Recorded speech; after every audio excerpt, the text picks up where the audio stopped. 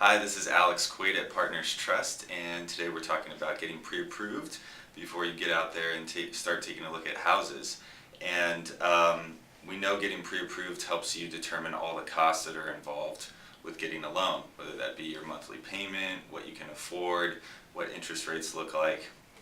And actually recently I had a client who was looking to buy a home. His mortgage broker gave him the opportunity to lock in a rate, and the mortgage broker actually told him, if you hold off a few months, we're going to be able to get you a lower rate. He was able to get about 0.5% lower on his interest payments. It's going to save him a lot of money. So definitely an important process in finding a home is getting pre-approved. Now, what you can expect to give a mortgage broker when you're looking to get pre-approved can be a little bit complicated. So I brought in my good friend John Cellino here to tell us a little bit more about what you can expect. Thanks a lot, Alex. I'll try to keep this short. The simplest process as far as getting pre-approved, first of all, Alex is he's really hit it as far as getting qualified right now. The old days, you go back a couple years, you'd pull a credit report and you would say, okay, you're approved, here's the letter.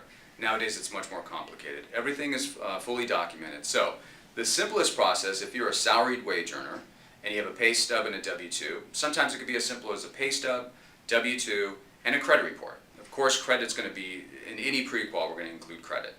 Now, where it gets a little complicated is when the client calls me and says, okay, John, I have my own business, and besides my own business, I have 10 different real estate partnerships, and something like that, it's not a conversation you can have just over the phone. That requires a lot of documentation. So we do want to make sure we're doing our job properly, requesting the right items, and getting that all up front to underwrite that file. And I'll give you one quick example. A client of mine just called me a couple weeks ago, sends me his tax returns. He has a negative $400,000 of income on the tax return. Now, any lender that first looks at that thinks, this guy's not going to qualify for a loan. But when I dive into the tax returns, he had about 30 different partnerships. The partnerships were real estate investment related partnerships.